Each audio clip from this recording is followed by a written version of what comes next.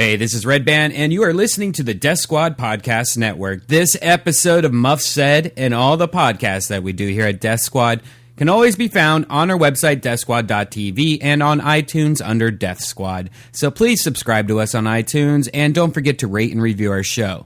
The Death Squad t-shirt is now for sale. Go to deathsquad.tv and click on Shop Squad or the Death Squad store, and it will open up our new store. We have men's t-shirts, we have new women's sizes, stickers, and we're going to have some other things coming soon.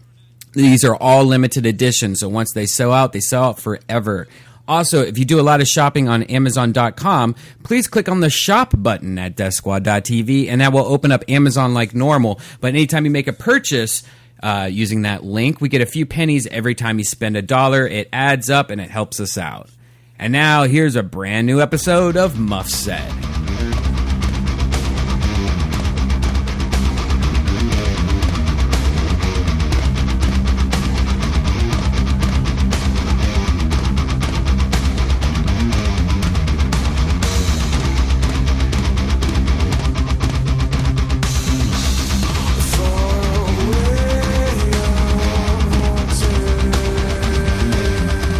Hey, this is Redban coming to you live from the Death Squad studios here in Pasadena, California for another episode of Muff Said. And now here's the beautiful Orion Keely.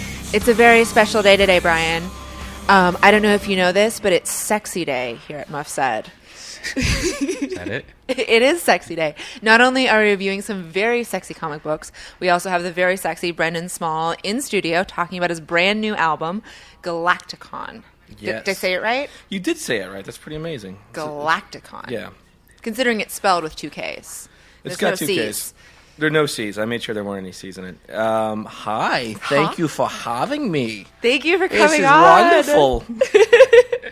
I am so excited to finally You have a wonderful studio with so much garbage in it.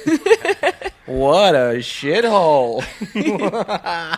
This is nice, actually. I mean, when I say nice, I mean... I'm lying. Ryan, your laptop. Is that Mike? Yeah. Is that you? Oh, you're playing...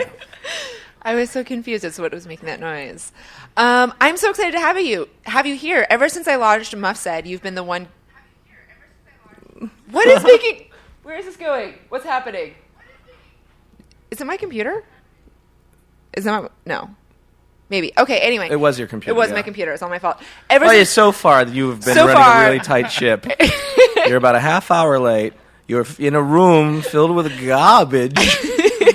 And you have screwed up everything so far. Yes, okay. I have. It's Sexy Day. It's like I don't have to do anything right. It's true. I'll just take my clothes off. Yes.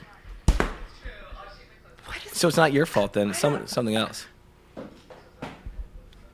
Oh, you bastard! You did it again. Oh, I see. This is the funnest thing you could possibly buy if you're at Best Buy or something like that. Just buy an Apple remote, and it controls every single MacBook Pro. So you can just walk around the airport and just start fucking with people's laptops and just hitting play on their iTunes no matter what they have. Oh, anybody's? Anybody's MacBook I must say, I just met you, but you may be one of the most annoying people I've ever met in my life.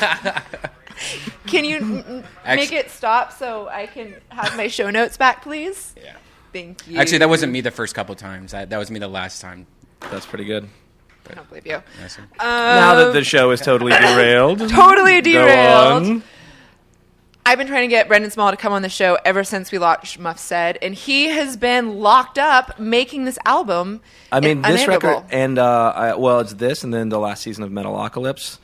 And then this one wasn't the one I was finishing. I was finishing the new Death Clock record, so Death Album 3, which comes out October 16th. Or Clocktober, as I've heard we're That's now calling right. it. I think, the fans have chosen it's Clocktober. Clocktober 6 clock. 6 Death Teeth? I don't know how to work it doesn't in there. work. No, Either way, any way you slice it doesn't work. So your new album is Galaktikon, and it's very different. Well, actually, it's not that different from the one you've done before. It's slightly different. It's different in that it's got vocals in it. So it's it has they both have vocals, but these vocals have notes in them, which the other one is more percussive. You're singing in your real voice. I'm singing in a loud scream. I'm screaming in some voice, but there are notes underneath all that screamy garbage. There's a note punching through there that has a melody and stuff, and that's the big difference that Death Clock doesn't have. So when you sing as Nathan Explosion, it's all very monotone. It's like Cookie Monster, basically. If Cookie Monster fronted a metal band, yeah. But it's almost like it's percussive. It's almost like rapping in some way, and you're saying syllables quickly and screaming stuff. But there's no actual note. It's almost like an extreme version of whispering. Since the entire show intro got completely derailed, Brendon Small is the creator of Metalocalypse. He does most of the voices on it. He's also did Home Movies. Home Movies I did a long time ago, which was amazing for the 3 episodes that I saw. Oh, yes. Well, you still owe me DVDs. Oh, you should have reminded me. I would have brought you some. It's on Netflix right now if you ever want to check it out. So if you have a Netflix account, you can watch the whole thing. Yeah. That is magical. Yeah. So he created all that, and now he is, you're one of the top guitarists in the world, according to several guitar magazines. I don't know if that's true, but I like the way it sounds. You've been on the cover of... Right now you're on the cover of which magazine? Of Guitar Player magazine, which is like the... it's like the New Yorker of guitar magazine, so it's the smarty one.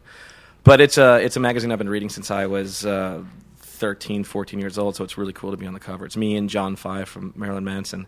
And it's because of this Galaktikon record. There's a lot of guitar craziness on it. Yeah, there is a lot of, like, totally sweet shredding. Yeah, there's a lot of shredding going on. Who did you collaborate with on this record? Well, I wrote all the stuff myself, and I had the same drummer, Gene Hoglan, who plays on all the Death Clock records, just an amazing, legendary metal drummer, and Brian Beller, who is this amazing bass player who's played with tons of different people, from like Steve Vai to Mike Keely and all these great other just super musicians. And so those guys came in. I finished all the kind of... I wrote the music, I recorded it with Gene, and then I did all these overdubs and brought in Brian Beller to play bass, and then I just did all the vocals myself in my own studio. That's awesome. Yeah. So it's pretty much the exact same thing as Death Clock, but with melody on top of it. But it's something I just put out myself and turned my website into a store where you can just go and check it out. And your website is brendonsmall.com. That's you can buy it on iTunes, which I did. Give him money. It's nice of you. Thank you. Yes, Brendon Small's Galaktikon. Yes. Small apostrophe S. Small apostrophe S. That's the way to find that. Yeah. So I am so excited to be here. It's been 3 weeks since we have done an episode of Muff Said. Yes. And it sounds like you've been working like crazy, and now you're just finally getting to take some time off. I am taking some time off because what happened was I was supposed to go out and go on tour for the kind of like pre-touring before the record comes out with the band Lamb of God, whose singer ended up going... That's not totally awesome at all. Yes, but what happened, and the reason I'm not on tour is very much not totally awesome, because he was put in jail by the Czech Republic for some manslaughter charge, and he was there and nobody could do anything about it. So our tour got canceled and rescheduled, which we'll be announcing very soon. So if you're interested in finding out when Death Clock is going to be coming to your town, pay attention to my Twitter feed over the next couple of weeks, and I think something is going to be announced soon. So we're supposed to be doing all kinds of touring right now, but instead I have taken some time off. I have gotten to go and do a lot of performing, a lot of stand-up and stuff like that, which I haven't done in a long time. That's crazy. And it's been magnificent and also very painful getting back on stage. So did you start off as a stand-up first, or is that something you just played with? And what I did was I went to music school, and while I was at music school, I was studying like film scoring and arranging, and my main instrument was guitar, so I was learning how to get all my stuff together. And then somewhere in the middle, I realized that I don't know if this is what I'm going to do. And I was just drawn to comedy clubs, and I just started showing up. And you know how it is. You just start showing it. You start dragging your stupid body to places where you want to be. Right. So I managed to drag my stupid body to comedy clubs all the time. And at some point, I just asked one of the places, like in Boston, that's where I started out. Oh, wow. At this weird alternative place in Harvard Square that's still there called the Hong Kong, or the place is called the Hong Kong. It's called the Comedy Studio there, and it's run by this guy, Rick Jenkins, who just got married this weekend. That's why I was back in Boston. And so I just started doing stuff. And, there a bunch of weirdos would come in, like Louis C.K. It's a really great place to go try stuff out, and actually to kind of get your shit together as a comic, to kind of be able to think on stage and be able to think clearly and work stuff out. And if you want to do stupid, absurd, weird stuff, you can try it out there. But Boston likes jokes a lot, so you work on your joke writing, and And from doing that, that's how I met the people from the show Dr. Katz that was on Comedy Central a long time ago. Great show. Yeah, it was a hilarious show with tons of great comics. And they came and saw me on a good night, because in those days you didn't know which was going to happen. It was just totally out of control back then. Right. And they saw me on a good night, and I ended up making friends with one of the producers there, and they were looking for local talent to kind of put some kind of a thing together. So I went in and started improvising with John Benjamin, who's the guy from everything. Like, he's from the guy from Archer, and he's the guy from Bob's Burgers, and he's like his voice you can recognize it everywhere. But he was also on Home Movies. He played the soccer coach. And we just really got along really well and had a lot of fun just doing these long form improvs with pretty much nothing to start out with, and the show started revealing itself to us, and that's so stand-up brought me over there. And improv skills were also very nice to have, and all that stuff. What's your comedy like? Is it I do a lot of character stuff, and then I'll do like I'm so not surprised to hear you say that. Yeah, but I'll do like really stupid character shit, and I'll do I'll do like straight jokes and straight stand-up too. And then like some point of view-y kind of stuff, and then absurd jokes. It's just like I don't do it that often, so when I do, it's I'm always trying to just write new stuff, and it's I have done some shows that have been really fun, and some shows where I'm like, oh yes, this is what it's like when you're trying to develop new stuff, and it just tanks horribly. Yeah. But you don't let it get to you too much, because kind of this is a process. You can't just be perfect, otherwise everyone else would be on stage doing stand-up constantly. I tried to write a clean set recently, and how'd that go? Yeah, it didn't go good at all, because I'm not a clean comic. But I noticed in some clubs, you're halfway through your set, and you're like, shit, I need to bail out of this dirty material quick, because this is not. So I tried to write 10 minutes. I got like 5. But it's interesting trying to switch your styles up and play with it a lot. When you don't do comedy, do you have an urge to get back on stage? Or I definitely do. That's the part of me being a weirdo, I guess, is that I need some kind of like absurd, strange group of people to validate something that I'm doing, which makes sense with the music and the TV show and all that stuff. But it's funny when I don't do it, and I do it like once a month. It's like working out at the gym as hard as you can one time a month, and then the next few days you're like incredibly sore. Yeah. Like, I must have lifted something wrong. I used to be able to lift that amount of weight, but now I can't. So it's inconsistent, but I really enjoy it, and there's something weird inside of me that compels me to keep on getting back up there. But I'm going to do a festival in New York next week. My buddy Eugene Merman, I don't know if you know who he is. He's an incredibly funny dude. He used to be my roommate, but look him up, eugenemerman.com. He's a hilarious guy. But there's a festival in New York that I'm going to go and do, and probably do a bunch of character stuff and stand-up and all kinds of stuff. So that'll be like the 13th through the 16th in New York, and then I'll go around and do some other places like UCB and stuff like that. That's awesome. People can find all of that on your website, I'm assuming. If I were to update it, yes. But I'll remind people through Twitter at _Brendon Small. There's that poster right here. I believe, the Eugene Merman Comedy Festival. The fundraiser, yeah. I just want to hear you do voices. What do you want me to do? Darth Vader. Hey everyone, it's me, good old Darth Vader, your old pal. Oh man, that's pretty good. I've never tried that before. I didn't think it was really that good. That was really good. That's perfect. It's spot on. Yeah, you just want me. You basically want me to fill up an hour of just doing like, hey, my name's Fat Albert. For as long as I've known you, have I ever asked you to do voices? No, because I think you're waiting for this moment, right? That might be true. I have known Brendon so long that we met via MySpace. That's right. Yeah, that's true. Oh, those were old times. Yeah, way back in the day. Yeah. But for the kids that are listening, MySpace was a website where people would go and make friends. It's true. Yeah. I miss MySpace. I really do. I can't get on that Facebook bandwagon. I keep trying. Facebook sucks. Fuck that noise. Yeah, Facebook sucks. Twitter I get. Facebook I just simply don't get. I don't you what you do is you friend somebody, then you bother them with all these stupid updates that nobody really cares about at all. No. Or like sad things. Like, oh hey, my good friend died, and I'm like, I like that. Yeah. And then right below it's like, I like ice cream. Look. Yeah. I like that your friend died a lot. I like that. I don't like the fact that I've gotten to this age where now every single one of my friends has babies and stuff like that. So it's just constant baby photos. And like 10 years ago, if you walked in on me at 4 a.m. and I was looking at a page of baby photos, you would call up the police. But now that's what I'm doing at Facebook every night, just trying to find something that's not related. It's really strange. And I was thinking about that recently. I think it's strange I understand when people want to have kids. Like, I wouldn't mind having a kid, but I don't want a fucking baby. Right. I think that sounds like garbage. And I think anybody that's... See, I like babies, but I hate kids. Because when they're babies, like, they don't talk, and they're just, like, kind of small and cute. And when they do something gross, I just hand it back to my sister. That's why people get together, because you would, like, take over the baby part, and then the guy would be like, I want the kid, someone I can play jokes on someone who I can play absurdly horrible pranks on. And then you still have to hang out because, like, I'd be your father. And then I also don't want teenagers.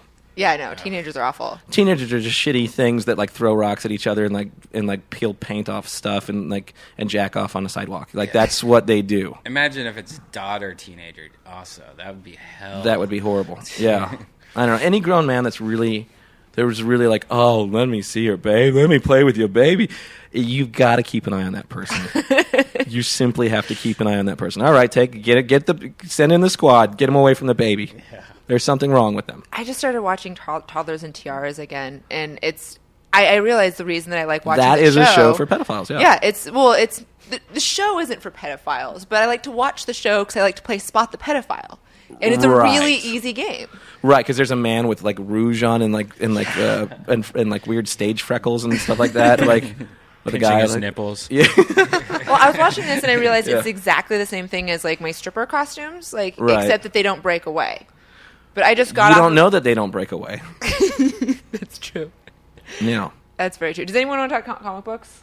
I actually reviewed shit. Okay, I never do. Let's talk about it. Well, I just want to thank you again for my friend Dahmer because we already reviewed it on this show. Oh, you did? Okay, so I loaned Ryan the hardbound My Friend Dahmer, which is this creepy story that Jeffrey Dahmer's friends wrote about going to high school with this absurd lunatic murderer.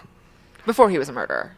That's why I think I wish that gayness wasn't a problem at all, because I think Dahmer was definitely confused and he probably felt shame for being gay.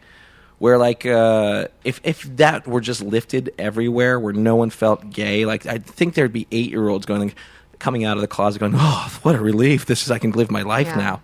But that's the whole reason that I think he couldn't live with who he his was. Natural state of being gay, which is I don't give a shit. Do you? No. Somebody's being really silent, though, in this podcast. No comment. No comment. Anyway, interesting, absurd, dark, weird, My Friend Dahmer. It's so good. I have been frantically So I went on the road, and I brought a pile of comic books because I'm way behind on everything that I'm reading. Mm-hmm. And when I'm on the road, my friend T comes with me, and so I'm in a room or in a car or at a club with this adorable little Asian girl at all times, which sounds awesome. Oh, so it's not Mr. T. No. Okay, go on. And I brought along Alan Moore's Lost Girls, never having opened it up, being oh, it's Alan Moore. It's this big, beautiful art book. It's gonna be gorgeous, practically a European album, illustrated by Melinda Gebbie. And I start reading it. It's. I don't think I can show this on camera because it's all cocks and vaginas. Oh, you can. It's art. Yeah. Oh, I can. Yeah, it's art. It's drawings and stuff. But yeah, it's ridiculous. That's the best book ever. Yeah. No, that's fun. Yeah. Yeah. And it's an erotic retelling of the stories of Dorothy from The Wizard of Oz, Alice from Wonderland, and Wendy from Peter Pan. Are you fucking serious? Yeah, it's all that. And so the best part is, Dorothy just fucks a lot of farmhands. Mm-hmm. Alice from Wonderland is completely gay. The whole playing in the Garden of Flowers is retold as her going to an all-girls boarding school and having sex with girls named Rose and Lily. Sure. And then Wendy from Peter Pan gets it on with her brothers and all the Lost Boys. It's kind of amazing. That seems to be a theme with we have lots of that in Metalocalypse. There's a lot of fan fiction that makes everything completely sexual, but in this case, 100% gay.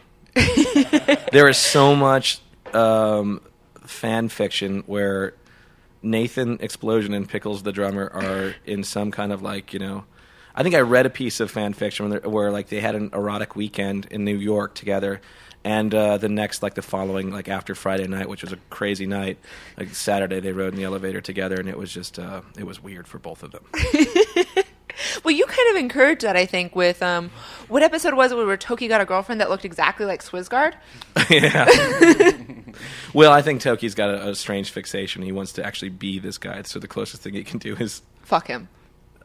Fuck a lady that looks like him. Yeah.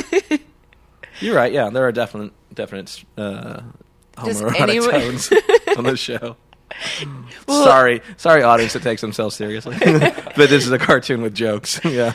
Yeah. Well, they're always in the hot tub together, and that's super gay. Like a bunch of dudes in a hot. There's nothing gayer than that.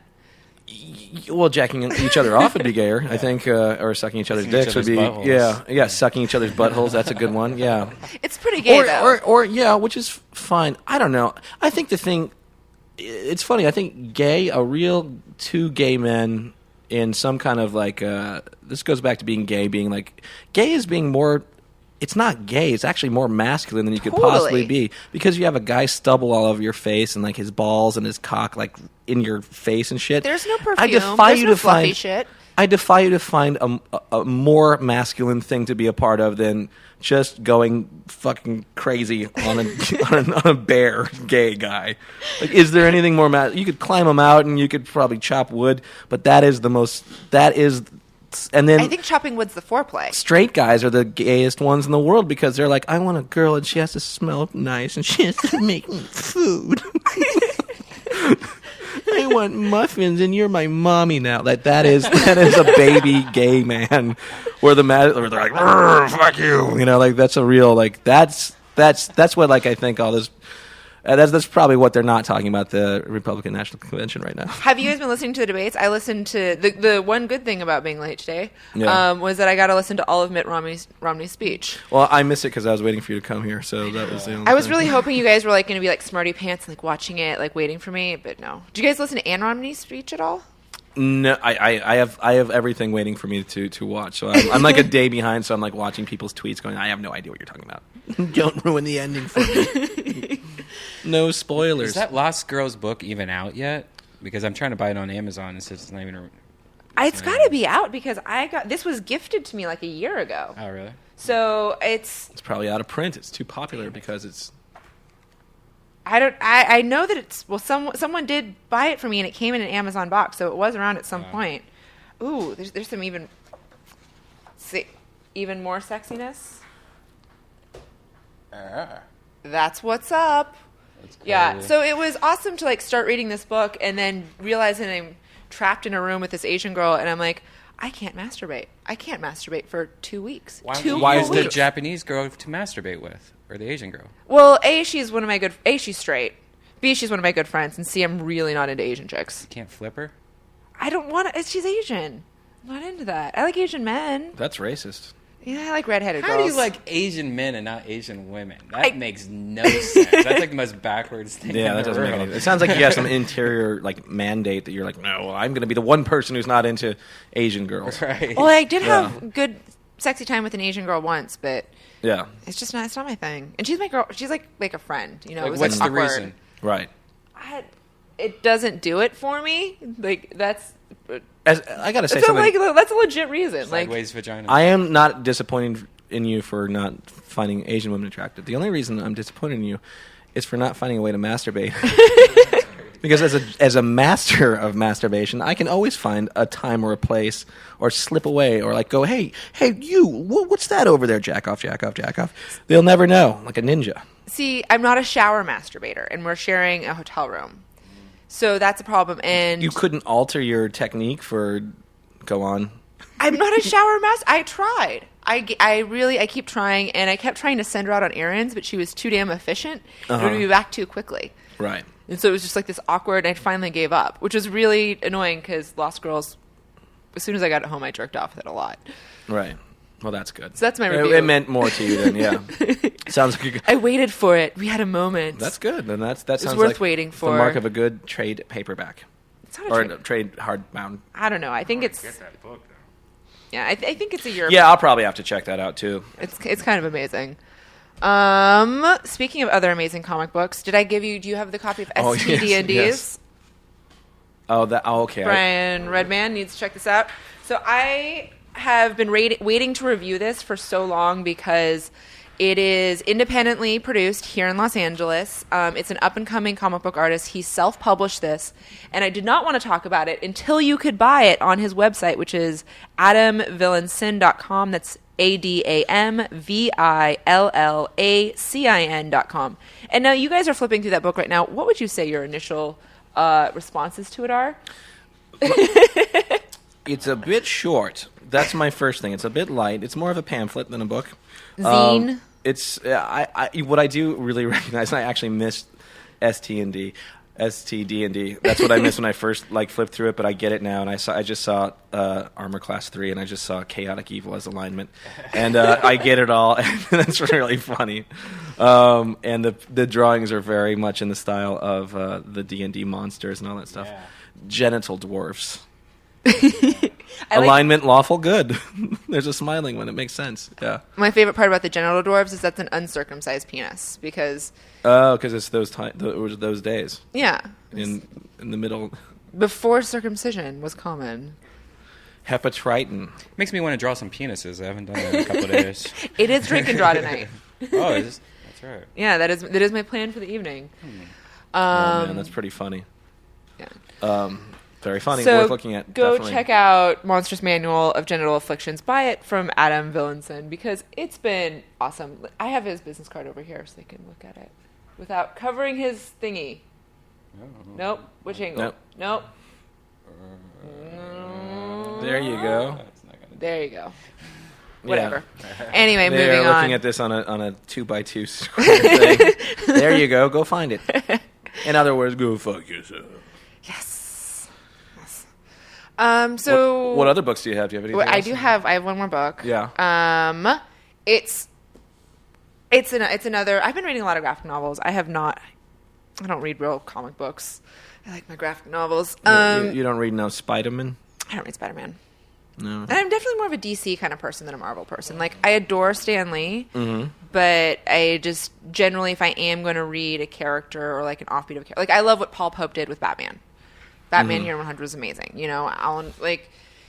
I am a very, a rainy day with scattered clouds lover of these things. So every once in a while I'll get something. Yeah. And I'll You've read Preacher. You gave me Dahmer. Yeah. That's right. I read The Preacher, which I think is amazing. That's really great. And I started reading The Boys, and I lost my place in it, but I want to come back to it. And I know they're making a movie or something about that. The Boys is amazing, though I think that pulling Derek Robertson, the artist, off of it was probably the worst mistake that they it was the worst thing that they could have done. Don't even get me started on Derek Robertson and the being pulled off the boy. Terrible mistake. It ruined the whole book. And I love Garth Ennis. I love him dearly. I love his writing, but I think that he really needs to work with an artist that can translate his vision. And I don't know if the person that they have replacing Derek Robertson is doing that. I mean, Derek Robertson did Transmetropolitan, which you should read. Have you read that? I haven't read that. No, see, I need recommendations. Yeah, it's I really like them when I see them, and I'm just not. I'm not like at your level where you have ingested tons and stuff, you know. Yeah. But I'm definitely gonna buy the naked one. What's that called? Lost Girls. Lost Girls. And it's Alan Moore, so that's like talk about a comic book pedigree. I guess the estate that does the Lewis Carroll estate is really mad about him making Alice in Wonderland a lesbian nymphomaniac. Why would they be angry that they've turned? Maybe that's why it's not on Amazon. They had to take that out and then republish it. You might have a super rare book there. Take care of that shit. Well, I think you can find it. I'm sure you can. But when it starts, Alice is an older woman. She's like in her 60s, and she's seducing all of the young ladies at this hotel. By the way, that small couple pages that you just showed me is so much better than the new Johnny Depp Alice in Wonderland that I saw. You sat through that? Well, I mean, you watch everything though. I really enjoy popcorn, so that'll keep me in my seat. Yes. But yeah, I'll sit through it. What have you been watching recently? Because you literally go see everything. I do, but I've been out and about, and then I'm just starting to catch up. I saw The Expendables 2 yesterday. And should I?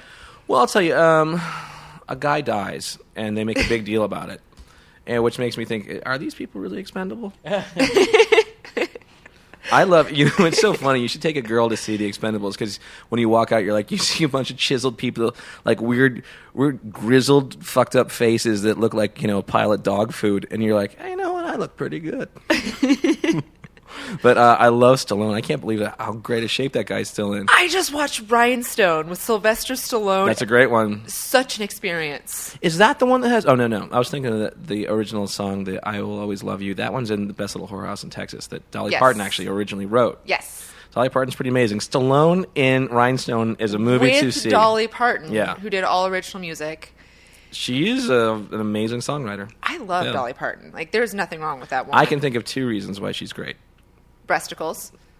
And her testicles. I don't know. Go on. I know that was my first guess. You need to tell me what your 2 reasons are. Well, her brain, obviously, and her vagina. I just can't hate. Yeah. Anyway, Rhinestone. I'm like, I don't have words to describe how amazing it is to see a very young Sylvester Stallone in a comedic role. Role as a male romantic lead, right? Where he is trying to learn to sing country music, walk like a country boy, do a country accent, and then do it all in rhinestone outfits. It's a big makeover movie. So she's going to turn him into. It's basically whoever the next guy that walks in the room, I will turn him into a country star. And who walks in? The most New Yorky cabbie kind of guy in the world, and it's him. So she takes him down south and makes him a home cooked meal, and he starts kicking shit. As a shit kicker would. But it's great. It's funny. He is he's I have a lot of respect for the guy because he wrote Rocky. Yeah, which is amazing. He wrote, and it's such a great movie. It's such a conservative movie. It's such a smart movie, and it gets you every single time. And just smart decisions throughout the whole thing. If you haven't seen Rocky in a long time, go watch it. As someone who makes an animated cartoon, do you draw inspiration from movies, and what do you pull from a movie like Rocky? And how would you apply that? Oh, there's one scene, I think, from that, and this is not comedy at all, but this is like just conservation, where Rocky... When you say he makes a conservative movie, what do you mean? I'll tell you. Okay. So there's a point in the movie, and this may be boring to people, but I think it's fascinating because I like movies. But he doesn't want to fight Apollo Creed, and Apollo Creed is just picking a guy out to fight and say, like, no one will fight me. I'm gonna pick this one guy, and he's just a local hero in Philadelphia. And Rocky says, he goes to his boss and he says, or his Mickey, his coach, and he says, I want to do this. And Mickey says, like, no, you shouldn't do this. This is all bullshit. Whatever. You're not even a good enough fighter. You shouldn't even do this. They're picking you out and they're making a joke of you. Finally, Mickey comes back to Rocky and he says, at Rocky's apartment, and he says, you don't have the guts to do any of this stuff, but I think I can teach you if you work really hard. We should work together. And Rocky says, fuck you, get out of my house, you're a piece of shit, and all this stuff. And they really hurt each other's feelings in that scene. Then there's a wide shot in the exterior. You see Mickey leave, and you see him go. And there's just music, which is such amazing music in that movie. And he's just walking down the street, and there's a lamppost, and it's really well lit. And then, as the music is playing, the Rocky theme in a very quiet piano etude kind of a thing, Rocky comes running after him. And you don't hear the dialogue, but he stops Mickey. And you know that in that action, he's changed his mind. And he's going to do the fight, and they're going to work together, and they both have this emotional connection now that they didn't have before. That's great conservative. That they didn't have to show him apologizing or anything. They showed a scene of Rocky. The act of him leaving his house and chasing this guy down tells you everything. That's beautiful. It's great. It's amazing. I don't know if that was John Avildsen or if that was Rocky or Rocky Balboa, which I'm going to be calling him now, Stallone. But whatever happened in that combination of people, something really beautiful and a great turning moment in the movie happened. So there, film nerds session over. This is a nerdy show. You can get as nerdy as you want here. Yeah. This is a safe zone for Okay, nerds. thanks. Well, then I will go on and on, but I don't want to take up too much time. But hey, Expendables 2. I love seeing people kind of come back and it's almost like when I was talking about doing stand up and coming back on and learning how to do it again. You see actors who've been kind of out of the loop a little bit, like Schwarzenegger and even Chuck Norris, and they're doing these things in this movie that is hilarious or it's almost like film flubs, or they're almost like looking at the camera as they're talking, like, are we doing this right now, really? And there are a few moments like that where Chuck Norris kind of just has a long, hard blink and kind of looks around a little bit in the middle of a line and kind of notices that there's a guy with a boom mic and then there's craft services. And he's just kind of taking it all in and kind of finishes what he's saying. That's hilarious. It really is. Watch those moments. They're pretty fun. The movies. Also, there's another phenomenon that happens in movies where, and it started happening with the Rambo redo kind of a thing that Stallone did, where people are exploding in a new kind of a way that bullets could not possibly do. Right. They're like chunks of their body, and just because of the time coloring or whatever it is, they appear to be filled with brownie mix or something like that, and it's splattering, or it's just like they're literally filled with shit. Like their entire, like all of the people, like all of the people in the whole thing are filled with something close to like brownie mix or shit. So you're saying that when people are being shot, they're exploding? Yes. But filled with some kind brownie. of garbage, yes. Well, I guess, like what's inside your guts is poo, so it would make sense. Yes, some of these are headshots, though. See, I like the classic when the head comes off, and I like the blood spurt straight up. Like that's what I like. There's nothing like it. It really is cartoonish, and I think they knew exactly what they were doing, and I think it makes it really fun. And you get like these weird moments where you are laughing at this horrible destruction of like a village of people. You're like, look, they really are. It's like a water balloon fight. What did I see recently? Oh, Prometheus. Mm-hmm. With the terrible, like, you can't have an alien abortion and run for 45 minutes. That just doesn't happen. You are the one person who knows. That movie was so weird and up in the air, but I totally thought about it a lot afterwards. Oh, totally. And it made me want to rewatch it. But it's so funny that a lot of people naysay that movie, and it was weird. The characters were kind of strange and all that stuff. But scientists that just touch shit on an alien planet. Scientists that are like, they're beautiful, like models and stuff like that. Yeah. Like put an ugly person on there. Go and rewatch the first Alien. It's so great. One of the best scenes is like the opening scene where these people are in outer space. They're mechanics, light basically. years. They're a bunch of blue-collar workers. They're smoking cigarettes, and they're complaining about how much money they're making. And that's just a great, just like, oh, wow, this isn't – you're not trying to shine a light on anything. Mm-hmm. You're trying to just watch people being in this absurd state, which is floating in outer space in some nether space and weird area that no one's been. But they're really just complaining about their paychecks. Which is amazing. What you would do if we were actually in space. If you were bored in space, you'd probably start smoking cigarettes, and you'd probably be like, how much fucking money am I really making out here anyway? Because I should be at home. Yeah. Yeah, or space jacking off. That'd be the other thing. If you can find the space. Oh, man. Can you cut some of this stuff out? I just found that book online used for $60, so I bought it. You Lost Girls? Yeah. What happened to that camera crew that was here? Did they just disappear? They're sitting in the green room area. Okay. They're watching on TV. They're watching TV. All right. It's been the best camera crew. They're very quiet. Totally non-intrusive. Yeah. Speaking of guns, I picked up my gun today. Well, first of all, you have a gun? Yes. What are you going to do with it? Zombies. Okay. So you're obviously out of your mind. Yes. Okay. So, is that what you said to the person when you bought the gun? Yeah. Hello, sir. Give me one gun, please, because I'm going to kill zombies. And they're like, listen, Lane, I don't give a fuck what you do with this gun. Just have it.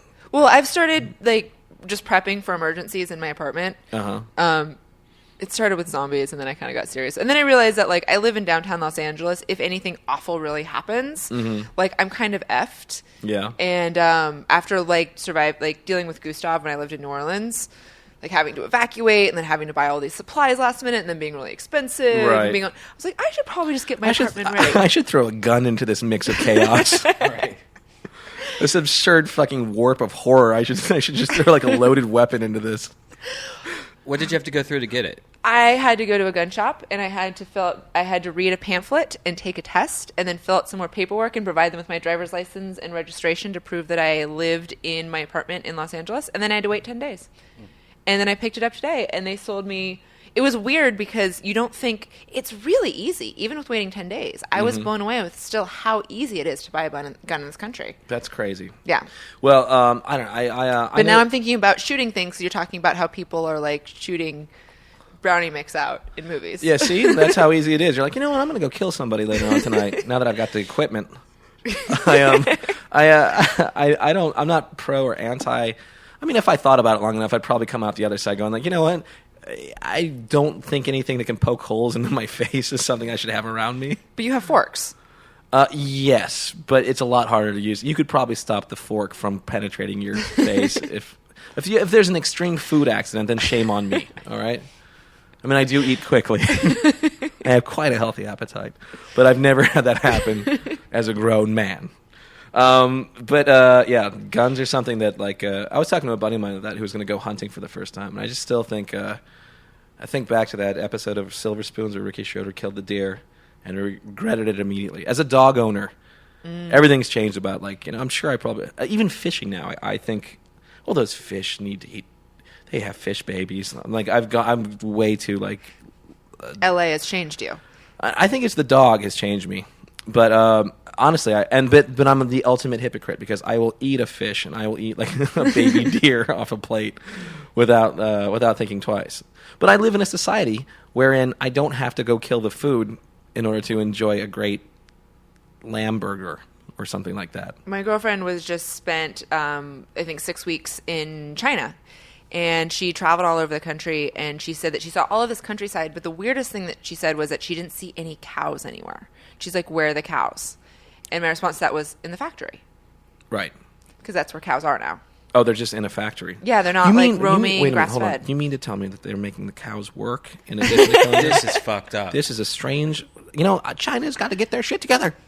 We can't allow this. It's Fox Cow. Yeah. Foxconn. Yeah. That's... They're in a factory, so they don't even get to hang out outside anymore. So we're extra nice for letting them think that they have some cows, not all cows. Right. Yeah. I don't know. I don't know how we got there. But guns. That's how we got there. So, your gun came in the mail. Is this some guy just like? Today. It's in my trunk. What do you have? I'm so excited. Smith & Wesson 38 Special revolver, long barrel. Well, let me just say this. It was really nice knowing you. Yeah. Why? Wait. You got one of the really long, like cowboy and Indian guns? Yes. Is it like the? Why? Why did you get an effective gun if you're going to get a gun? I want the fanciest, most blinged out gun you've got. I want Will Smith kind of gun. Yeah. Well, I actually got it because it's a 1930s gun, so it looks like an old school gangster gun. I got it because it was cheap. Because guns are expensive. Like mine was used. I would hope a gun would be an expensive thing to acquire. It's really expensive. Here's a gun. It's $50. But mostly I got it because I watch Firefly, and they've all got sweet-ass revolvers. And I think you're watching too much TV. I think you're watching too many films. I think you should maybe just go read you should just get into Asian girls. You know what? You should go read the shipping news or something like that. Yeah. That'll take your mind off that.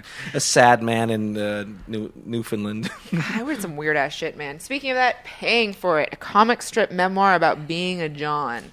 This is an autobiographical comic book about this guy that decided that he didn't want to. Relationships were too hard for him, and that he could afford prostitutes, and then like meticulously documented the entire process. Wow. I see Neil Gaiman has done a little blurb on the back. Always a good sign. Yeah, always a good sign, unless it's really horrible and vitriolic. But that's crazy. He lives in Canada, so it's legal. Right. Oh, so it's legal. But is the last panel that he kills himself? The last panel, he talks about how this one hooker he's been seeing for like 6 years, and he's very happy with the arrangement. Really? Oh, so he found a hooker that... With the heart of gold, apparently. Oh, I see. And he's become a vulnerable person who can engage in life as a human would. As long as he's paying her. As long as he's paying her. That's funny because he needs to have some sense of control or something. Well, I don't know. I think that she probably wouldn't show up otherwise. And also there's that. Right. The last page was inked with his own AIDS blood. Right. What are you reading these days, Redban? I'm not reading anything. I haven't I still have my Adventure Time subscription, but that's about it. Well, I'm in the first few chapters of book 3 of Game of Thrones. Okay, let me just get the audiobook. Well, I mean, I'd like to exercise like my reading comprehension every once in a while. When I'm in production and I'm making records and all that stuff, it's really hard for me to find time to read. So again, like with this time off, it's really nice to be able to sit down and read a book. I have a Kindle. Okay. I can't do the Kindle. But I appreciate you taking on Game of Thrones because I could not take it on. I had to do the audiobook for the entire series, but I finished all 5. Oh, did you start from the very beginning? Mm-hmm. I think that'd be a difficult way to start out because there are so many characters and so many different worlds and all that stuff. But after watching the TV show, which is amazing, it's frighteningly amazing. If anyone, for some reason, has not seen Game of Thrones, it's some of the best storytelling where story moves at a fantastic pace. And they're not afraid to do shit that every other show is afraid to do. Like the incest and the rape. Well, wait, hold on. There may be one person out there that hasn't seen it. I haven't seen but it. I don't know. Really, you haven't? I really haven't. That's one I haven't even started. Yeah, it's worth it. It's like, once you do get into Breaking Bad, you go, oh my God. It's hard to be a nerd. There's so many things to get into. Poor nerds. It's like the time to be a nerd, and yeah. It's difficult trying to fit it in around real life. Like, I'm now trying to start watching. Don't act like nerds have a real life, first of all. Because it is. It's like it's jacking off and taking a shit, and then going back to jacking off after that. We should do it at the same time. Or they do it at the same time. Yeah, a skilled nerd will do that, and thumb through like your book of cartoonish porn. Yeah. Don't act like, oh, where am I going to find the time to read a comic book? And that's all they can do. As an honorary and total nerd, you are not even honorary. You're totally a nerd. I am. It's You're true. completely and totally a nerd. Yes. How would you? I would call you more of a King nerd? guitar and movie nerd. But Yeah. how else would you? What other flavors are in there? I mean, a nerd now just means someone that's interested in stuff. Yeah. You know. So I mean that goes everywhere. So I am totally interested in guitars in a way that most people probably don't even know. Probably people think that I just, because I make metal, that's all I listen to. But I'm into so many nerdy things, like things that will drive this podcast to a grinding halt. I could start talking about. Let's do it. Let's go there. We've got 12 minutes left. I mean, I'm not afraid to end early. Well, I'll just say this, but like I can get into like fusion nerd stuff. There's like chord theory. There's like all kinds of stuff. If you meet another person that speaks the language of music or music theory nerds are the worst. I know. Well, it's really funny. There's a strange dichotomy that happens because a guy that plays guitar will get girls, but a guy that talks about guitar will clear a room of like horny ladies.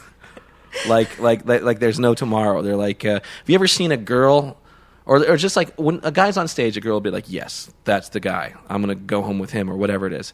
But you go to a Guitar Center and you see some guy like, maybe I'll try this axe. Maybe I'll try this. You see a girl like sitting on an amp with her like in somewhat of a fetal position, looking like she's contemplating abortion. That's because she is contemplating abortion, and she's in the worst part of her life. Like that is her at her absolute lowest.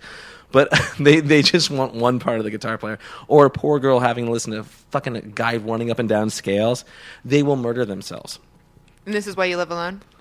This is why I it's just like when I am dating a girl, I make sure I keep that separate. I'll just show her the highlights of those things and like, hey, come in here. I'm gonna be working on some cool scales. Come in here, lock the door, and you sit and watch. I think that's with anything though. Like, are you checking your iPhone? You get back. You watch my fingers. Behold the speed of my sweep arpeggios. Forget about it. And now here, rounding out to a little bit of Sweet Child of Mine. What was the first thing you learned to play? First thing was Iron Man. And what was the most recent thing that you learned to play? I'm constant. Like I play guitar every day for about 45 minutes every morning when I'm drinking my coffee before I go and like work out and stuff. So I sit there and I work on really nerdy stuff that may or may not find its way into any of the music that I'm working on. But I think it's only interesting if you're advancing on the instrument. It's almost like doing comedy or anything else. If you're just sitting there doing yesterday's jokes, you're kind of sitting there and you're sick of your shit and you just want to die. But if you're working on new material and it may be scary and you may fail, then you're alive and you're moving forward. Same with guitar. You've got to keep on working on shit that you can't do. Otherwise, you're gonna fall out of love with it. It's like a relationship with anybody. You've got to keep shit interesting, or you're gonna have the dead shark on your hands. Same with the TV show. It's got to move forward. You got to keep on telling the story to a So new what's place. coming up for Metalocalypse? You guys are no longer doing the 30-minute format. We bounce around to whatever time suits whatever we need. So this last season, the best way to tell the story, luckily I had enough time to map out the entire story that I wanted to tell, and it was best suited to these quarter hours. It still took a really long time, and that's how long animation takes. But the next thing I want to do is going to be something that once it gets totally finished and the whole deal is in place, I can talk about it. But there's more cool stuff on the way, and it's going to be a different format time-wise than anything you've seen if I get to do what I want to do. So there's that. And then is it going to be a cartoon or is it going to be a different medium? It'll still be cartoon. I mean, I don't have any interest in making it live action. I think the only thing that makes this band interesting is that they don't exist. If you start seeing like live action people playing them, like, oh, hey, look, it's John C. Reilly and Jack Black and all these people. Like, I love these comics, but I think people go like, oh, well, that's not the thing that I like to. Does that affect? I mean, but you also go on tour with a live band as Death Clock. That is a good point, because the idea of what I wanted to do was to basically be able to be a pit band and have this gigantic, huge, like movie theater size LCD screen behind us, which is what we have, and it's completely queued up. We're listening to the click track. So the drummer Gene Hoglan is listening to a click track. What's a click track? It's like it's a metronome. So it's like you hear this and this is counting you into a song. Mm-hmm. So he hears like 1, 2, 3, 4, 2, 2, and then we start going into the song. So he counts us in, and he's so good at like keeping in time with this thing, which a lot of people are good at, and a lot of people are really not good at. But our time is really great with the picture. So every time there's a downbeat, it's coinciding with a cut. So if we have crazy double kicks, you'll see flash frames. So it's a really cool thing between the band, the screen behind us, and the audience. So I want to make sure kids can watch us play these absurdly difficult to play, guitar parts, bass parts, drum parts, and make a connection with the people in the room, but also be able to see this thing behind us. So most people will be watching this big light show that's behind us. Yeah, I've come and seen you guys, and it was interesting to see the whole. Yeah, I mean, we will interact with the crowd, because I think if you're going to do a show, I mean, I remember watching some Gorilla stuff to see like how they were doing it, and I think they've done it differently since then.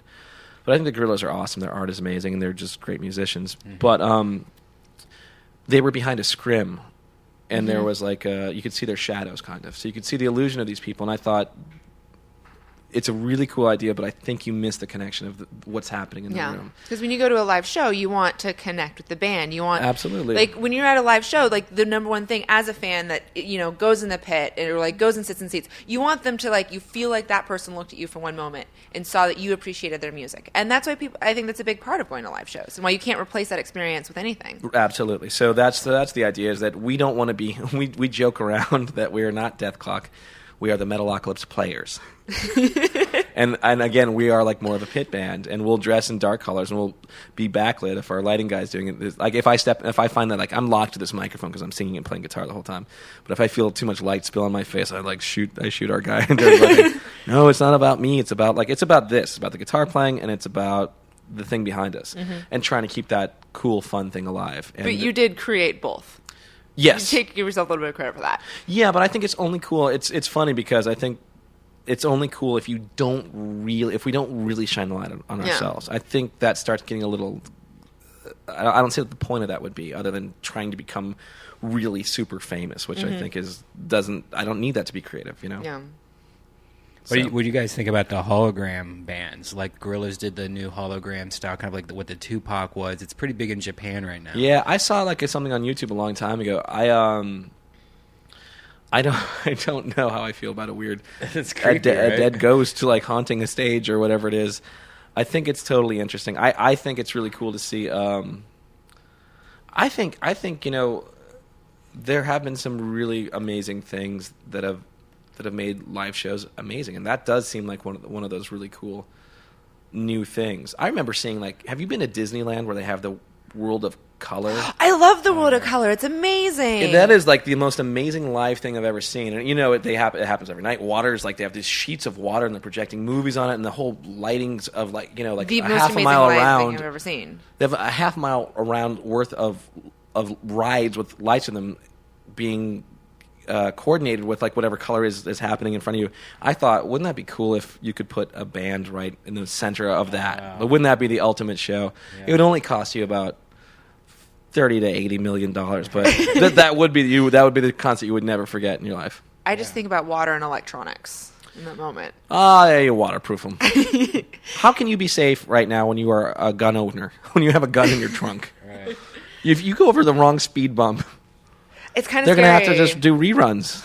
Yeah. With the hologram thing, Yeah. it makes me think of Idoru, which I need to reread. Oh, is that the Disney thing you're showing right there? Yeah, Yes. this is the Road of Color aerial view. That is amazing. Yeah. That's I mean, if there were pretty fucking just awesome. imagine if Death Clock were in the middle of that thing. That'd be awesome. It's We'd like be- fireworks, but without the pyrotechnics. It's all water. It's all water. All water and it's lights. Absolutely amazing. Get yourself to this place called Disneyland, folks. It's funny, last time I went to Disneyland, I knew about this and I heard it was awesome, but I just could not stand being there any longer. I just You had get to leave. tired.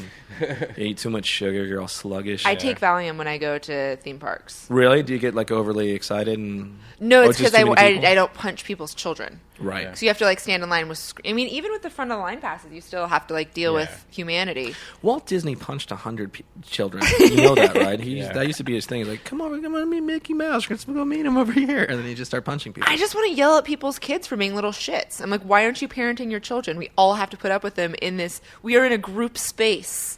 Where Then- are your manners? You're right. It's the kid's happiest day on earth. And you're like, get out of here. It's mine. Well, no, because you do that screaming thing where they're tired and their parents want to get like every dollar's worth from being at Disneyland, so they're just Yeah. driving them on one more ride, and the kids just want to like Yeah. sit down and eat ice cream. It's awful. I don't know, but I was thinking about Idoru, which is never mind. Are any of the characters, like as an example? I'm going to finish this sentence for you. Are they based on real live people? okay. That's a question I get often. Well, I mean, especially the girls, because it's just funny. Some of the Oh, girl you know drawings, it's like, are these ex-girlfriends or something? Every girl that is on this show is like, go back to that thing because they are so specific, and they that is Sunggu Kwan, who is our character designer, and he is so amazing. He can make people with a few lines. He makes the most specific faces on all the men and the women. Yeah. And he draws gorgeous girls constantly, like girls where I'm like, oh wow, can I have a copy of that show before I can take it home? Yeah, but like all kinds of just beautiful, interesting, and very specific. He is a master of characters. Yeah. What's up with Swiss Guard having sex with old ladies? The idea was that Squiscar has had so much sex in his life that hot chicks are no longer like he's bored with the notion of perfect genetics. He's bored with the notion of youth. He is now into the place where like he refuses almost, but he still will do it if he has to. If he has to. But he refuses like kind of like archetypal beauty. That's it. That's what Schnepp said. I was hoping you would say something different. Yeah, that was the original. It's not the answer. What? Nerd. Yeah. Oh, you were hoping to say, well, I just want old ladies around me. An old lady fetish. Yeah. Well, my theory on it is that because his mom was such a slut, and his mom's so hot that it was like a it's like reactionary to that. Oedipal? Yeah, Oedipal in some way. like anti-Oedipal. Right, but I mean, yeah, I don't get how that's a complex. By the way, Wanting to fuck your mom. Here's what the Oedipus Rex story is. It's a guy. He didn't have sex. Yeah. He does eventually. He had He's a sex guy. with his He's a mom, guy but he pulled. doesn't know his mom. He's a guy that gets pulled out of his family and Yeah. raised somewhere else because of some prophecy. He meets some asshole on the street and kills him. Turns out that's his dad, and he goes and marries the wife of, and it ends up being his mom. And then he takes his eyes out. How do people listening to that story and go, I've got that problem? I think he was. Wasn't it that he was banished because he had like a club foot or something? No, they bound his feet and they tried to make it seem like he was a different person. That was I remember looking it up on Wikipedia, just being perplexed by the Oedipal complex. The closest thing I've had to having any relation with anything sexual that my father has is I've jacked off to the same porn that he has. I think that's about as close as I want to get. Like, I'll find his old penthouses and I'm like, oh, there you go. It's weird. This is my father has been jacking off to the same thing too. That is weird. Isn't that strange? But it happens throughout America, throughout the world. It's just, but that is the weird thing. Like, oh, I'm accidentally jacking off to a thing my father has. Well, it's not. already You don't used. accidentally jack off. Like, I think jacking That's off is true. something that's I think happens I'm with purpose. You're right. The absurd circumstances have put me in a situation where the only porn I can find is easily findable in my dad's poorly hidden sock drawer, and and now I'm doing the same thing he did, and that's the only thing I can go like, well, I have that, whatever that is called. I think if you named anything where like you would find people are neurotic and they want to say that, oh yeah, I've got that problem. Mm-hmm. Like Medea killed her children just to get back at her father. Yeah, I got that problem. It's all the Greek tragedies. I think you could probably think of more, and someone would say, yeah, I guess I can, in some metaphor, I've got that Totally issue. got that, yeah. Sex with your own mother, I don't think that would have been a natural thing to put in a Squiscar's thing. I think what happened was that he became he didn't know who his father was. He was one of many different there's so many guys in and out of his door. So he's like, there was an episode where he was wanting to find his father, and you find out like what made him like become so good at drive to become a great guitarist, to shut out the world and to be able to control one thing that he can control, just like all guitarists are. Like, I can control this; it's right in front of me, just like filmmakers are. Like anything inside of this viewfinder, I can control. But the idea of him like being a god also is that his father didn't show up. He didn't make himself known. He is this apparition, almost like Zeus was to like Perseus and all those things. That he is this, and that's why he goes out and fucks all these women and all this stuff, because he is also giving the gift of being a god. They will never know him. He will never know them. Go on and become a god without me. So there you go. We actually put absurd amounts of thought into this that the audience may never. I love get. that episode. Yeah. Of the origin episodes, I think Squiscards was one of the most exciting. That was a fun one. We haven't done origins on everybody, but he got it. That was I loved. We also kind of took from Conan the Barbarian, the movie, where he gets chased by wolves and falls into this It's pit. always a good thing to rip. Like, you can't go wrong like taking from Conan. I completely agree. It's going to be awesome. The movie is so goddamn good. Conan the Barbarian. It is that has one of my favorite things. Again, just great filmmaking by John Milius, who's, you hear this like the father talks about the story of steel and says, this is your friend. You can't trust people. You can only trust steel. This is the only thing that's going to drive you. And then and then there's a raid, and it's all about music, and it's all about this village. And it's one of the scariest things I remember seeing as a kid, were these terrible people that were these huge hulking monsters destroying this thing with no dialogue or anything. And then Thulsa Doom comes and takes Conan's mom and kills her in front of him. And they don't show the killing. They show the hand slipping out of his hand. He's holding his mother's hand, and it's this beautiful Italian actress or whatever. But Basil Pallador's music is just one of the best scores in the world too. My God, you're right. I am a nerd. I have interests. I have learned about them.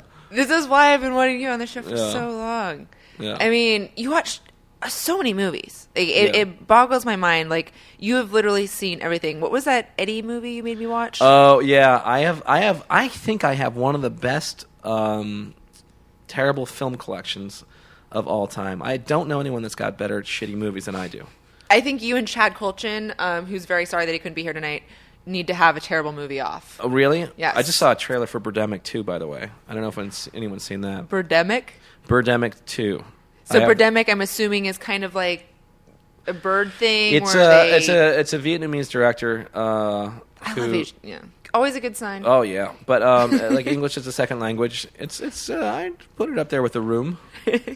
I can't watch The Room; it's too scary. The movie The Room with okay, then you probably don't know the same. Yeah, I think we're not talking about the same. Yep. The Room is with Tommy Wiseau, and he is the who is he? He's the director, the writer, I the have actor, not so seen he's like the auteur, and you watched this? Of course I watch this. How dare you? I watch garbage. It's for all art. I have a rule. This goes with stand-up comedy. This goes with music. This goes with film. But it's almost like, I'll go to comedy though for the example. Comedy's got to be like amazing. Like, it's got to be someone with an amazing voice. It's got to be like Richard Pryor or Bill Cosby or Seinfeld or like Louis C.K. or like Chris Rock or any of those people. Like, you have a voice. You're the only one that is you. You have, and when you speak, you have your own thing going on, and it's amazing, and we're all tuned into your thing. So it's got to be that or complete and total garbage. It's got to be like a person imploding on stage and just dying 1,000 deaths. but none of the in-between bullshit. None of the, there's so many people with like, I got a polished act that works and all that stuff, but you really don't give a shit about it, really. And we all fit in that category at one point, but you want to strive to the better one. But that is forgettable, and that's what you just don't want to be. You want to do something that's either going to upset people. And comedy, at its worst, can be something that's just so not in the moment. You're just doing it, and you're just and you get off stage, and you're like, okay, whatever. And the audience is like, whatever. But when a person is eating shit on stage, you're like, well, this is definitely happening. This is completely happening. We're all experiencing a certain amount of pain together. But we won't forget this, will we? No. And this is actual life happening in front of us, as opposed to like everything else, which is like, a great comic can make you experience life, and a terrible comic can make you experience life. And, a mediocre one will make you ignore it, that it's happening, Same with movies, same with music, same with all that stuff. So what's the best shitty movie that you've seen recently that you think everyone needs to see? Oh, dear. Like something that... But I've got movies like Garbage Pail Kids, the movie. Yes. I've got that. I've got Eddie and the Cruisers, too, because I love music movies that kind of miss the mark. And that one just got some perfect, like, just kind of after-school special moments that I love. It's shot in Canada. It's great. It's a sequel. Don't watch the first one if you haven't seen it. Just go right into the second one. Troll 2 is a movie that's just baffling and fantastic. Again, English as a second language director and writer, which everything just is just... your whole, like, it's almost like your balance goes off and you're like, my world is sideways and what's going on. Which is your favorite of the Leprechauns? I like the one where he raps a lot. Yeah, that was the... That's Leprechaun in the Hood. In the Hood, yeah. That's great. Yeah. Or Howard the Duck. Howard the Duck is an amazing movie. Someone was trying to get on my face with it, saying that it was a terrible movie, and I'm saying that it's so terrible it's great. Oh, yeah, it comes around. It Spectacular. definitely comes around. And then he plays a guitar solo at the end. Right. And the fact that George Lucas was behind that. That was like the follow-up to the Star Wars saga. Yeah. Oh, that's so weird. It's amazing. It It's really like is. What's His Face with Snow Dogs. Oh, yeah. Well, that happens to every Yeah. best supporting actor in the world. It does. It's just that's the curse of it. Like, yeah, you are talented. You are wonderful. Here come 1,000 jobs down the thing. Just take them all because you never know when this is going to happen. Snow Dogs. Snow Dogs is one of them. Yeah. I like Leprechaun in Space the best because that was the one where they didn't rap. It was the first one where he did not speak in Limerick. His raps weren't. Yeah, they were limericks. They were like, there once was a girl from Nantucket. I'm like, that's not rapping. That's rhyming. Yeah, that's simply rhyming. Yeah. Well, that was the whole thing, is because he was a wee little leprechaun. I guess that, so he needed to speak in with like Irish cadence. I guess sure you can defend that, and I'll buy it. I'm trying to think of other terrible movies. I went and had a guitar night with Steve Vai. Okay, and did you just explode in your pants? We become somewhat friendly over the years, and he's been really nice to me and really cool, and he's helped me. I've gone to his studio and I've asked him all these absurd questions about miking amps, to like what his preamps are, to like what is the signal path, so that's another place where I'm incredibly nerdy, is recording techniques and stuff like that, where it's like getting the right preamps, getting the right signal path, making sure everything sounds good. What's a signal path? Well, it means like, okay, you're from where your microphone is to like the cable, like what is that going into, and what am I doing that's like interrupting the signal? I need the cleanest sound from my guitar speaker to Pro Tools, so you find out the absolute best way, and like if you save up enough money, you can do it yourself in your home studio. So I would ask guys like Satriani and Steve Vai, and they were very generous with all that stuff. So at some point we had like a dinner at Steve Vai's house, and I said, I'm going to bring some of this, and he had some pretty good bad movies too. He's like, I'm really into bad movies. And I was like, well, you haven't seen a bad movie master like myself. And at the end of the night, he did admit that my collection outweighed his, which is the only way I'll ever beat Steve Vai at anything. So I will never best him at guitar. But he has a good album that just came out. If you're a guitar nerd, do go and check that out. There you go, plugged him. We watched Birdemic. And we watched The Room, which is like it's hard to beat those two movies. You haven't seen The Room? It's amazing. No. It's a great. But what is Birdemic? Birdemic is what is it? You should watch the trailer. It's basically The Birds. It's Alfred Hitchcock's The Birds, but if you took away the script and the birds.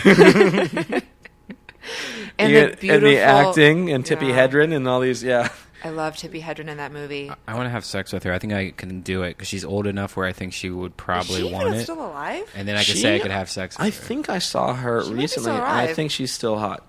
Yeah. Is this? Tippi Hedren. That is Birdemic. Millions of dollars of revenues and sales. Well, you've done a great I job. think the Ryan. actor has some kind of a.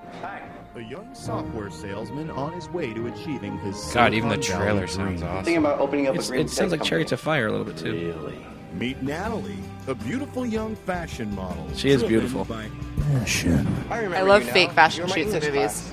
I was. Yeah. So how come you never made a pass at me in school? Throw true love into the equation. She's and a very anything pretty girl. is Yeah, who is possible. this girl? We could probably get her. I believe her name is Birdemic Johnson. Keep in contact. Sure.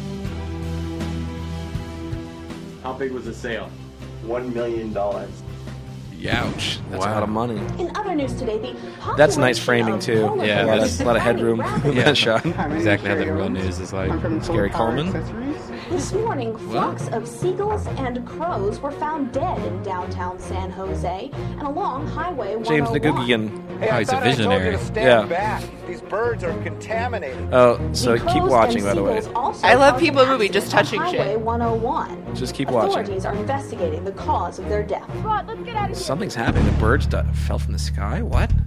Uh-oh, something's happening. It's a calm before the storm. I like the music. Yeah. What is that? What is happening here? The unexplained toplessness. Oh, are you kidding me? What?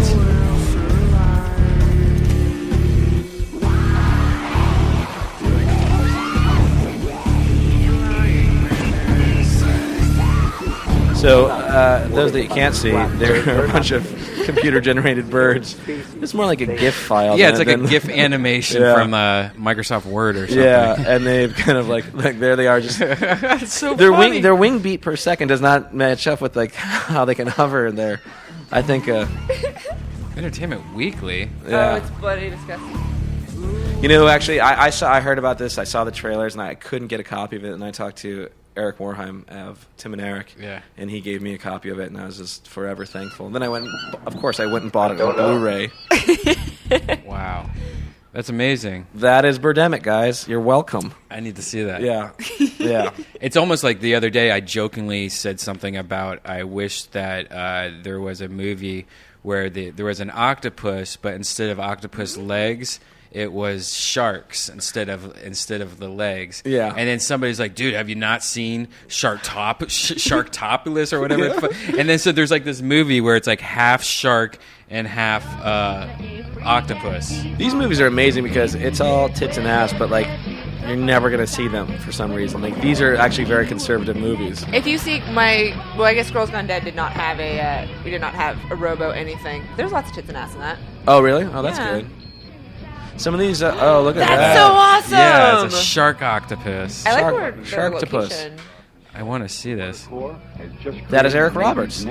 Eric Roberts, one of like America's best actors, no joke. Like Pope of Greenwich Village, amazing. Star 80. Wow. And the soundtrack is also done by Eric Roberts. This is done by Frankie Avalon. Yeah. That actually looks pretty good. It doesn't look that bad. Yeah, this doesn't look bad at all. Everything looks good after watching Birdemic, guys. Yeah, you're right. Yeah, this is like Yeah, fucking award-winning. that's pretty good. You've seen Cannibal the musical, Oh. right? No, I haven't seen that. I Loan got me a to. copy. I've been wanting to do a number that incorporates one of the songs from there. It's got an amazing soundtrack. And, Can we listen and to It Puts the Lotion on Its Skin? It puts the lotion on its. Oh. Yeah, Is there's this a the number. one? Is this the one that what's his face from South Park did? Yeah. Yeah. They did it in I'm college. thinking. No, I'm not thinking. I'm thinking about Silence, the musical, which is yeah. the. Oh, I almost saw that in San Francisco. I've been was- trying to see that for so Yeah. long. Yeah. Why didn't you not make it? What kept you away from seeing Silence, the musical? I didn't. Well, it was Silence with an exclamation point. the girl I was with, who I'm dating. She we were both like we're like, okay, we're in San Francisco. What can we do in San Francisco? Like, well, we could go here, we could go there, get all these good dinners, and then we're like, Silence the musical. And we're like, yes, that sounds great, but there's also the Acro Cats, which is a bunch of kitty cats that are trained. to like play the drums, like with their paws. They like flip a thing, and there's like a drumstick on a little hinge, and they go ping pong pong ping, and they just and they're like, there's one of them like this like just like doing this like in front of a guitar, and then people are just like sitting there with big smiles on their face. And I imagine anytime you see a cat that's trained, it's like the most amazing thing you'll see in your life, because you're like, cats are fucking assholes who just sit around. They're very soft and they will purr, but it's all about them. They will never do anything that pleases a person. And then you see a cat like run up a ladder on cue, and you're like, that cat is a genius. That cat went to Harvard. It's amazing. Yeah, I think it's Acrocats is a good excuse for not seeing that. Well, but here's the thing: the joke was on us because we missed them both. But we had some really great food. Did you go to HSF? No, what's that? It's a tranny bar. It's a restaurant with all transsexuals. Is that Acrocats? No, this is Nora. She just likes to play the piano. Oh, these cats are great. Brian Redban loves cats. By the way, that is most of Zach Galifianakis' act. I know, right? Does he still do the piano? I haven't seen him I did do a show with him really? Tuesday, and he was not doing the piano. Did you see the new Brody Stevens I haven't show? seen that, but I want to. Have you seen it? Yeah. Actually, they use some of my footage in it because I really? do a podcast with Brody, and the cool thing is that they didn't really focus too much on the breakdown.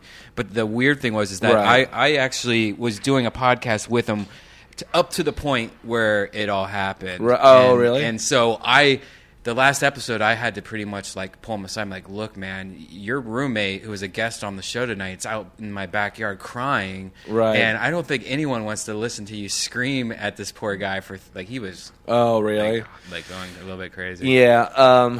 The world of comedy, huh? Yeah, right. And medication and all those things. But he is. Whenever I have talked to Brody, he's been an incredibly sweet dude. Yeah. And I remember the first time I saw him, I didn't get it. Yeah, It was at Largo, like the old Largo, and I was just in the audience watching, and I had a table, and wasn't too far away from but he was definitely, it wasn't, whatever he was doing, the energy was just not working with the audience. And I was like, whoa, this guy is having one of those moments we were talking about earlier. Later on, I saw him, and I'm like, I completely get it. He's hilarious. Yeah. Yeah.